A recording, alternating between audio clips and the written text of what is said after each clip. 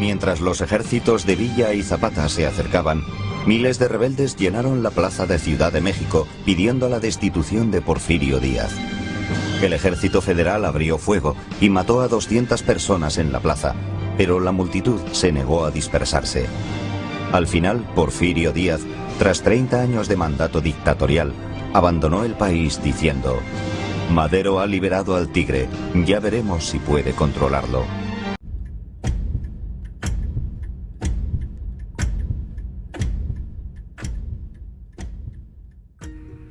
En la clase de Mundo en Contexto, los estudiantes afianzan sus investigaciones historiográficas mediante la exposición de temas concretos que hacen los ponentes. Un ponente defiende un tema y dirige su participación a los enfoques cualitativos y cuantitativos en la práctica. Indagar, escudriñar, resulta hasta poco descabellado dar por cierto determinadas teorías carentes de validez en los saberes de años atrás. Esta nueva técnica de enseñanza, titulada ponencia, invita al empoderamiento de los estudiantes. Disfruten de Mundo en Contexto en su segundo semestre. Mi nombre es Jenny Esmery Díaz Carrión, soy del grado 9.2 y hoy vamos a hablar sobre la Revolución Mexicana. La Revolución Mexicana fue comenzada por la desigualdad social y de riqueza. Es cierto que en el porfiriato el país tuvo el crecimiento económico importante. Sin embargo, la riqueza quedó repartida en unas cuantas manos nacionales y unas pocas extranjeras. Fue un conflicto armado que inició en el 1910 como consecuencia del descontento popular hacia la dictadura de Porfirio Díaz. Los que participaron de la Revolución Mexicana fueron Porfirio Díaz, Victoriano Huerta, Woodrow Wilson, Francisco I. Madero, Pancho Villa y Emiliano Zapata. Tensiones con México. Wilson probó la eficacia de su diplomacia en México, en el vecino país. Había explotado la Revolución Mexicana, sin embargo, Wilson ordenó un desembarco de infantería de marina por el puerto de Veracruz. Esto desató varios enfrentamientos entre las tropas de Huerta y las de Estados Unidos. Murieron 18 estadounidenses y 200 mexicanos. La refriega puso a Wilson y a Huerta en el borde de la guerra.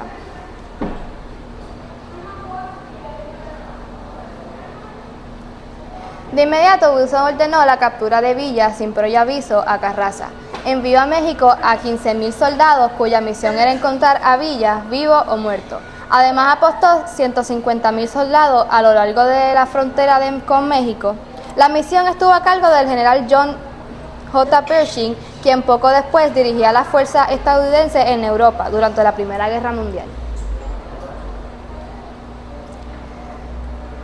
La expedición punitiva es prácticamente lo mismo que acabamos de leer anteriormente. Estados Unidos captura el telegrama enviado por Zimmerman. El telegrama enviado a los mexicanos por el nuevo ministro de Asuntos Exteriores alemán indicaba que Estados Unidos finalmente entraba a la guerra junto a los aliados. Alemania estaría ofreciendo una alianza a los mexicanos.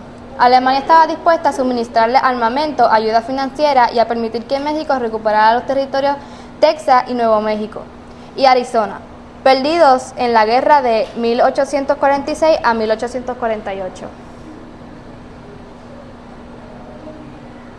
¿Por qué es importante estudiar el tema? Es importante estudiar el tema porque así sabremos cómo ocurrió y por qué ocurrió la Revolución Mexicana. ¿Qué tiene relevancia en la actualidad? La Revolución Mexicana es uno de los hechos más importantes de la historia mexicana, porque de ahí parte la construcción del Estado mexicano como lo conocemos actualmente. ¿Por qué debo estudiar este tema? Debes estudiar este tema para saber la historia de México y todo lo que tuvo que pasar para ser un país independiente. Conclusión. Este tema ha sido de gran interés para mí porque es muy interesante cómo Estados Unidos pelea con México para tener territorio mexicano y cómo México se volvió un país independiente. También es interesante cómo hacen una campaña militar para capturar a Pancho Villa. En conclusión, deberemos estudiar el tema porque así sabremos quién fue el que empezó la revolución y todos los que participaron en ella. Las reseñas de esta presentación fueron sacadas de la presentación de Revolución Mexicana y la Primera Guerra Mundial, páginas 2, 3, 4, 5, 6, 7, 8, 9, 10, 11 y 12 del profesor Barca. Este fue Porfirio Díaz, Victoriano Huerta, Woodrow Wilson, Francisco I. Madero, y Pancho Villa y Emiliano Zapata. Gracias por su atención y esto fue Desde Fuera del Aula. Buenas tardes, mi nombre es Yolín Torres Díaz y Tatiana Machuca Vélez. En la tarde de hoy estaremos presentando nuestra ponencia que trata sobre la Revolución Mexicana. Pero para entender este tema debemos saber que la Revolución Mexicana fue un conflicto armado social y político que tuvo importancia significativa en la historia de México. Inició el 20 de noviembre de 1910 y finalizó en febrero de 1917 con la creación de la Constitución Mexicana. Se trata de una de las primeras revoluciones del siglo XX y sus consecuencias desencadenaron a un nuevo sistema político y social para el país. Pero para tener un buen entendimiento de cómo fue que se desató este conflicto, primero debemos entrar en el contexto histórico, económico, político y social de la nación. El porfiriato. Así es como se le conoció al régimen dictatorial que llevó el presidente Porfirio Díaz. Este se colocó en el poder en el 1876 y allí se mantuvo por más de 30 años hasta el 1911. Este es el antecedente político más importante. Aunque durante su gobierno su país tuvo prosperidad económica, el pueblo mexicano no estaba a favor de su presidencia por la desigualdad que sus políticas mostraban ante la clase baja. Además, en varias ocasiones prometió dejar el cargo, pero no solo manipulaba los resultados para ser elegido de nuevo. Alrededor del 90% de la población mexicana en ese momento eran campesinos y obreros, o sea, eran pobres. Sin embargo, se prefería el capital extranjero antes que el nacional, resultando en extrema pobreza para el pueblo. Los extranjeros pasaron a ser los dueños de las tierras y los mexicanos trabajaban para ellos durante jornadas muy largas con salarios escasos de hasta 25 a 75 centavos por hora. En ese tiempo no existían leyes para proteger a los trabajadores ante el maltrato y abuso que estos sufrían por sus condiciones laborales. Por otro lado, el sistema político de dictadura causó casos de corrupción y distribución desigual de la riqueza.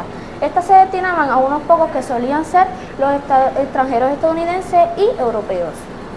También se destinaban a familiares y amigos del presidente Porfirio Díaz. En 1908, Porfirio Díaz declaró que ya estaba cansado del poder y que su país debía buscar su reemplazo.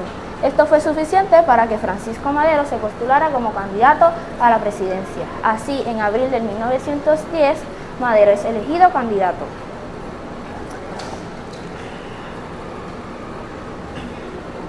Al ver su popularidad ante el pueblo, los porfiristas decidieron actuar. En junio de ese mismo año, Francisco Madero fue arrestado en Monterrey y llevado a prisión. Mientras estuvo encarcelado, Díaz declaró su triunfo en las elecciones. En octubre del 1911, Madero salió de la cárcel y se trasladó a Estados Unidos, donde proclamó el Plan de San Luis Potosí. En él, Madero incitaba al pueblo a que se levantara en armas contra Porfirio Díaz y se establecieran elecciones libres y leyes para proteger a los trabajadores. El 20 de noviembre de 1910, el país se levantó contra Díaz, ocasionando varios brotes rebeldes en el norte del país, encabezado por Pascual Orozco, Emiliano Zapata y Francisco Pancho Villa. A principios del 1911, Madero cruzó la frontera para ponerse al frente de la revolución. En el norte continuaban los levantamientos y brotes rebeldes y Díaz era consciente de que su poder lentamente caía y no podría continuar más, aunque intentó defender su posición. Por lo tanto, en mayo de 1911, Díaz y Madero firmaron los Tratados de la Paz, o conocidos como Tratados de Ciudad Juárez. El 25 de mayo, Díaz renunció a la presidencia y partió al exilio. Murió en Francia en 1915. El 7 de junio de 1911, Francisco Madero hizo su entrada triunfal a la Ciudad de México, donde hace fin al porfiriato.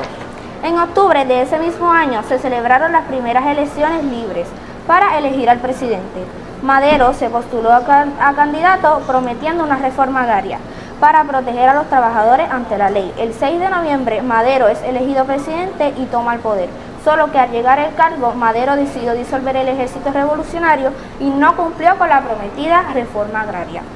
En esta ocasionó disgusto entre los líderes de la División del Norte, los que encabezaron los brotes rebeldes. Tatiana. Por otra parte, Emiliano Zapata proclamó en noviembre de 1911 el Plan de Ayala contra Madero, por haber incumplido sus promesas y por haber causado más desigualdad en la sociedad mexicana. Este plan proponía derrocar el gobierno de Madero y una reforma agraria controlada por las comunidades campesinas. Además, propuso la expropiación de las tierras y su respectiva división entre ellas. Zapata buscaba que los indígenas fueran iguales ante la ley. El 9 de febrero de 1913, Emiliano Zapata y Pancho Villa se levantaron contra el gobierno de Madero, creando así la Decena Trágica, que consistió en enfrentamientos sangrientos durante 10 días en la Ciudad de México. El 9 de febrero, Francisco Madero renunció a la presidencia y fue presidida por Victoriano Huerta, militar que participó en la Decena Trágica. El 22 de febrero, Francisco Madero y su vicepresidente José María Pino Suárez fueron ejecutados.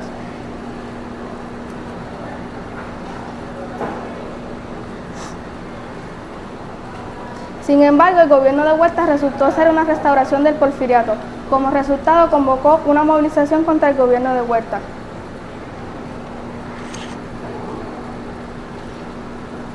Encabezado por el gobernador de Coahuila, Venustiano Carranza, el senador Pancho Villa y Emiliano Zapata. Con esto se formó un ejército constitucional bajo el Pacto de Torreón. La revolución constitucionalista se dio en todo el país. Huerta decidió disolver la Cámara de Diputados ya que esta había sido electa de manera libre. Finalmente, en junio de 1914, Huerta renunció a la presidencia y huyó del país. Ya en octubre de 1914 comenzaron las sesiones de la Convención Revolucionaria en la Ciudad de México, convocada por Carranza. Este buscaba evitar la ruptura entre los distintos grupos revolucionarios y acordar las reformas que deberían implementarse. A esta convención asistió el general Álvaro Obregón, quien luchó junto a Carranza contra el gobierno de Huerta. La convención continuó sus sesiones en la ciudad de Aguascalientes y se le pidió a Carranza entregar el poder de la presidencia del país. Se eligió al general Eulalio Gutiérrez, pero Carranza no reconoció la elección de la convención. Por eso, en enero de 1915 estableció su propio gobierno en el estado de Veracruz. Allí expidió su ley agraria y reconoció el movimiento agrarista. Y ordenó que se les restituyeran las tierras a sus pueblos y que éstas pasaran a ser de manos mexicanas de nuevo. La Ciudad de México fue ocupada por las fuerzas de Pancho Villa y Emiliano Zapata, resultando la renuncia de Eulalio Gutiérrez.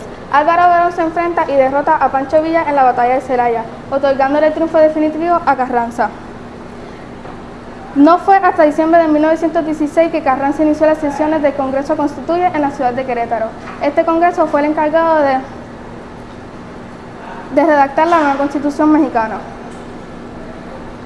El 5 de febrero de 1917 se promulga la Constitución mexicana, la cual se dividía en 27 estados, un distrito federal y 3 territorios.